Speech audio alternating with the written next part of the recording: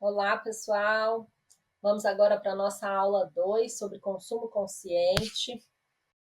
E vamos logo desmistificar o que é esse conceito, que é tão falado por aí, né? Consumo consciente. O que é isso? É só a gente ter mais reflexão. É o ato de trazer o bom senso quando a gente vai comprar alguma coisa, quando a gente vai consumir.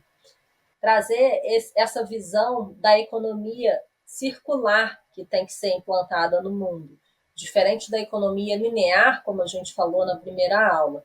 Né? A economia linear é aquela que usa, extrai da natureza, usa e descarta. Esse modelo, ele é um modelo limitado. Ele é um modelo que acredita que os recursos naturais, eles são infinitos. E a gente já sabe que esses recursos naturais não são infinitos, que eles têm fim, que tem uma limitação, que a gente tem que parar de explorar o planeta Terra como a gente vem explorando nos últimos centenas de anos. E fazer essas escolhas com mais reflexão significa evitar resíduo quando possível, né? Diminuir o desperdício de matéria-prima, diminuir o desperdício de alimentos, né? Quanto de comida se joga fora.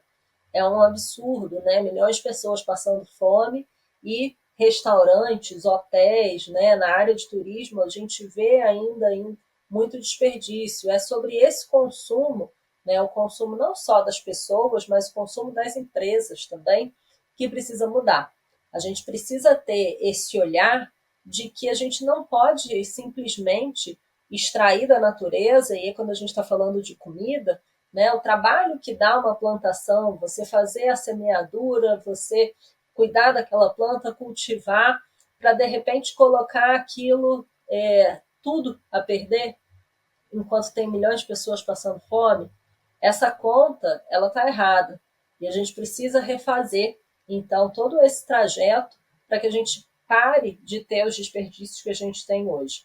É sobre isso que é o consumo consciente. E aí eu trouxe alguns dados do Instituto Acatu. O Instituto Acatu é uma ONG que fala bastante sobre esse tema, muito legal, visitem lá o site deles. Ele fala que cada brasileiro produz mais de 1 quilo de resíduos por dia. Gente, é muita coisa. Você pensar que o ano tem 365 dias, são 365 quilos de lixo por ano. Olha a quantidade de resíduo que a gente está produzindo. O quanto disso pode ser evitado? Essa é a reflexão que tem que ser feita.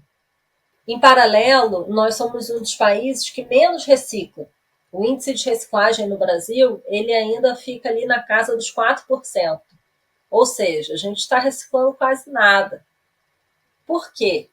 Porque as pessoas ainda não adquiriram a consciência de fazer a separação dos recicláveis, dos orgânicos e daquele resíduo que não serve para nada. Então, para a gente adotar a reciclagem, né, de uma vez por todas, nas nossas vidas, nas nossas casas, no nosso trabalho, a gente tem que separar o resíduo em 3 frações. Reciclável, que é tudo aquilo que pode ser reaproveitado, embalagem de plástico, papel, papelão, vidro, metal. Essas embalagens elas devem ser limpas e disponibilizadas para coleta seletiva ou disponibilizada num ponto de entrega voluntária.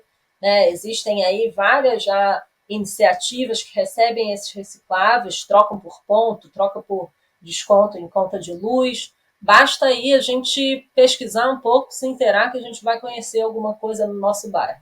Tá? Separar, então, o reciclável, separar o orgânico. Né? O orgânico é toda aquela sobra de comida que deve passar por um processo de compostagem. Esse composto orgânico ele tem diversos usos e não pode ser, então, misturado com reciclável. E a terceira fração do resíduo é o resíduo que é lixo mesmo, que não tem nenhum aproveitamento, que é aquele resíduo de banheiro, né? Aquele resíduo que realmente não vai nem ser reciclado, nem ser compostado. Então, para esse, sim, esse vai para o aterro. Por isso que a gente precisa separar nessas 3 frações. Eu trouxe também dados da Associação Brasileira de Empresas de Limpeza Pública e Resíduos Especiais, da ABRELP, que ela fala que a quantidade de resíduos sólidos pode crescer 50% até 2050.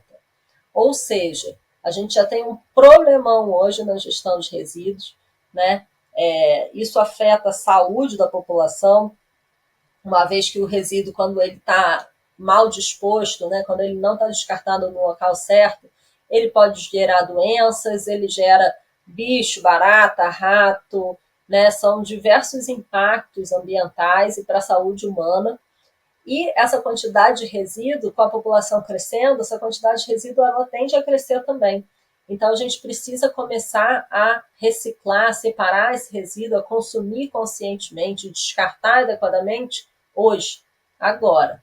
Não dá mais para aguardar, né? Não dá mais para esperar a geração futura. Ah, porque na escola da minha filha estão ensinando, ótimo. Ótimo que as crianças saibam, mas nós adultos temos uma responsabilidade muito grande com o planeta e com esse resíduo que a gente produz. Nossa, a letra ficou muito pequenininha. Bom, mas vou tentar falar. Vocês vão receber todo esse material, né? Então, peço aí desculpas pela letra pequena, mas vocês vão receber em condições melhores.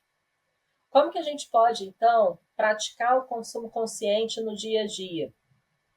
Número 1, planejar antes de comprar. Então, toda compra, né, ela é gerada por algum desejo nosso. Muitas vezes as compras são geradas por um impulso. E aí a gente tem que se perguntar no momento da compra: eu preciso mesmo disso? Eu preciso ou eu já tenho? Né? Quantos potes, às vezes, de produtos de limpeza a gente compra para casa, né? De shampoo, de condicionador, aí sobra aquele restinho, aí você joga fora, não aproveita, não recicla a embalagem. Não pode mais ser assim. Né? O consumo consciente, então, ele vem trazer essa respiro aí no momento da compra e para você pensar: preciso de mais uma blusa? Será que eu não posso pegar emprestado? Será que eu não posso comprar de um brechó? Né? Preciso estimular esse consumo? É essa reflexão que a gente tem que fazer. Reduzir o desperdício, número 2. Usar os alimentos por completo, evitar jogar fora, né?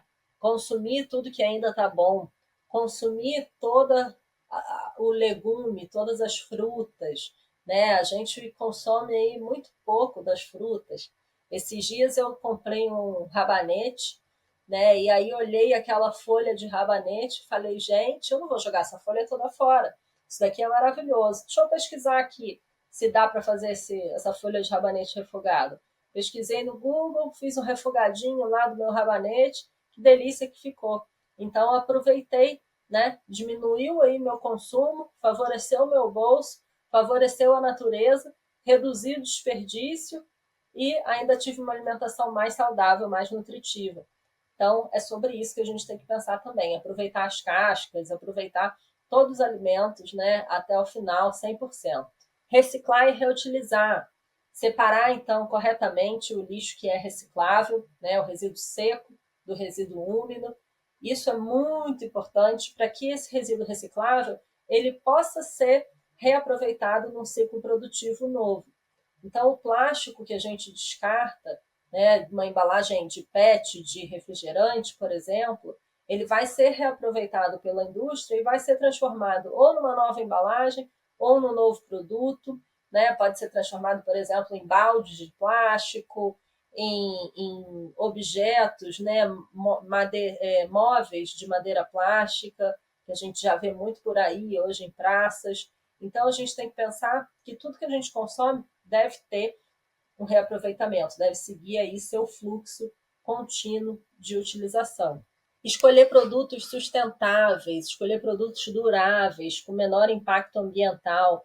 A gente hoje tem muita coisa ruim, de má qualidade, circulando aí no mercado, né? Coisa que vem da China, além de ser de má qualidade, ainda incentiva o trabalho escravo, o trabalho de pessoas que estão trabalhando aí 18 horas sem dormir, né? Sem folga. A gente tem que evitar esse tipo de consumo. Na verdade, sim, a gente não realmente deve fazer esses consumos, né, como uma opção. Então, aqui, ó, dê preferência a empresas que adotem práticas éticas e sustentáveis. Se a gente quer um mundo ético, se a gente quer ser respeitado, se a gente quer ter aí a nossa jornada de trabalho reduzida, ter mais descanso, ter mais qualidade de vida, a gente deve fomentar, deve incentivar essas práticas através do nosso consumo. Então, o consumidor, ele tem um enorme poder nas mãos quando ele faz, né, quando ele tem a possibilidade de fazer essas escolhas. E aí, quando a gente está falando das empresas, esse poder é muito maior. Né? Imagina o poder que tem uma rede hoteleira. Então, você que trabalha na área de turismo, se trabalha numa área de compras, quando for fazer a compra dos materiais, não deve olhar só para o preço, né? Deve olhar para todos esses aspectos. Quais são os critérios ambientais que estão aí inseridos no momento da compra? Mesma coisa para um restaurante. Né? Eu vou comprar daquele fornecedor que adota práticas desumanas com os trabalhadores dele, ou eu vou pagar um pouquinho mais caro para adotar as práticas que são sustentáveis, que são regenerativas. E aí a gente vai pensar, mas como que eu vou pagar mais caro se o mercado está tão competitivo? A gente pode muito bem repassar esse valor ambiental para os clientes. Né? O turista hoje ele está buscando esses lugares que tenham os critérios ambientais e sociais mais alto nível, que estejam aí já mais desenvolvidos. Por isso que hoje existem vários selos para pousadas, para restaurantes, que adotam já os critérios ambientais. Então, essa é toda essa linha do turismo regenerativo que aqui no Instituto Alpaba a gente quer estimular e que a gente quer que vocês conheçam para cobrar cada vez mais e falar cada vez mais sobre isso e adotar isso nas vidas de vocês, no dia a dia de vocês. Consumir localmente também é muito importante, consumir dos produtores locais, favorecer a nossa economia, favorecer ali aquelas pessoas que são daquela região. Como que a gente faz isso? Escolhendo produtos que são daquela região, então os alimentos que vêm dos locais perto, que são cultivados ali perto, escolher o guia turístico da sua região, né? Não o cara que vem às vezes de fora, enfim, valorizar aí a nossa cultura local para a gente poder favorecer a economia dentro dos nossos territórios. Número 6, economizar recursos naturais, apagar luzes desnecessárias, apagar os eletrodomésticos, aquele ar-condicionado ligado, né? O turista adora fazer isso, como eu falei na aula anterior. É totalmente desnecessário, é um pensamento totalmente egocêntrico e que precisa, então, ser alterado. Mesma coisa com o uso da água, tanto nós, né, individualmente no chuveiro, quanto as empresas, né, é um absurdo, né, quando a gente vê alguém lavando a calçada com mangueira de água, gastando aquela água ali que poderia ser substituída por uma varrição. Né? Hoje já existem aqueles aparelhos de ar também que varre ali aquele material. Então, é tudo isso que a gente deve pensar no momento que a gente for consumir, que a gente for comprar alguma coisa. Ou até utilizar o serviço também. Né? O serviço de quem eu estou me utilizando, ele tem essas escolhas sustentáveis? Evitar o uso do plástico. A gente já sabe, né, que o plástico é um dos grandes vilões das mudanças climáticas, porque o plástico ele é derivado do petróleo. A origem dele é do petróleo, que é o maior emissor de CO2, né, dos gases, gás carbônico para a atmosfera, que é o principal causador da mudança climática. Além disso, o plástico ele é um material que ele é muito leve e que ele pode, sendo descartado incorretamente, ele ser encontrado em mares, rios, lagoas, como a gente vê, né, as ilhas de plástico no meio dos oceanos. Isso tudo vem por conta do descarte inadequado do ser humano, né, que não separou ali aquele material reciclável, mas também pela quantidade desse material disponível no mercado. Então, podendo evitar, a gente deve usar um copo de vidro, uma xícara de louça, e não um copinho de plástico. Como que você faz aí na sua comunidade? Quando você vai servir o cafezinho, você serve o cafezinho naquele copinho de plástico, aquele copinho fajuto que nem para reciclagem vai? porque não tem valor econômico nenhum. Então, são essas atitudes que a gente tem que pensar no dia a dia. O Instituto Acatu, ele tem um guia do consumo consciente, e aí ele traz algumas perguntas. Perguntar se antes da compra a gente realmente precisa daquele serviço, se a gente pode reutilizar, pegar emprestado. Para definir qual produto comprar, analisar o que tem no mercado.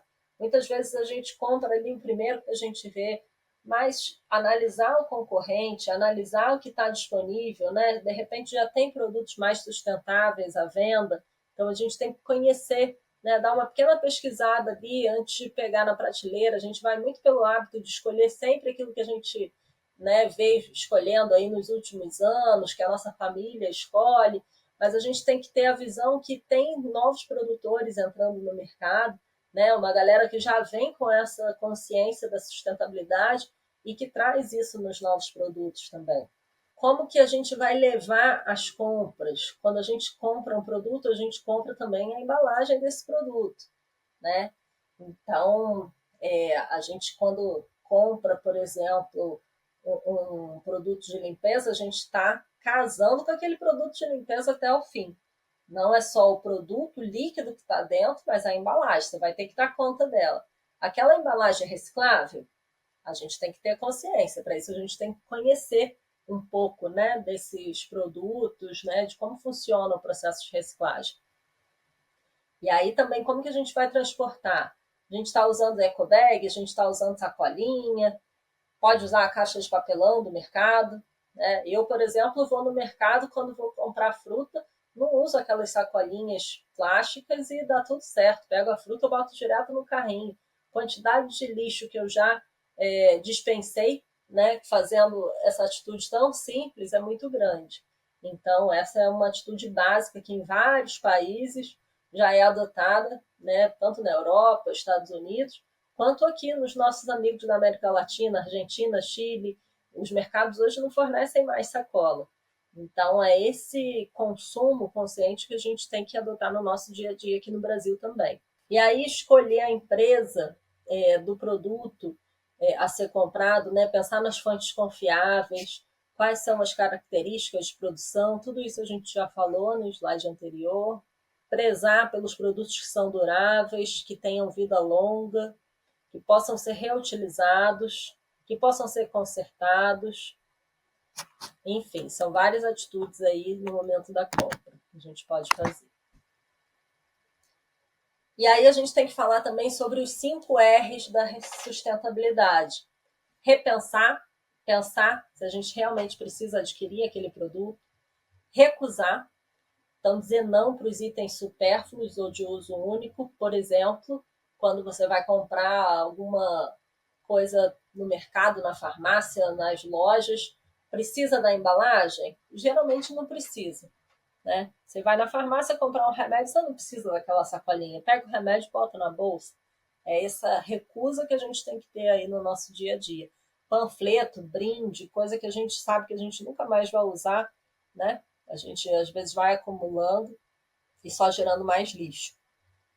Reduzir, evitar os excessos, né? Evitar os desperdícios, diminuir o uso de descartável. Então, quando for fazer aquela festinha infantil, repensar se a gente deve realmente usar pratinho de plástico, talherzinho de plástico, aquele plástico de uso único que você usa ali, em 30 segundos acabou, e qual o destino daquilo?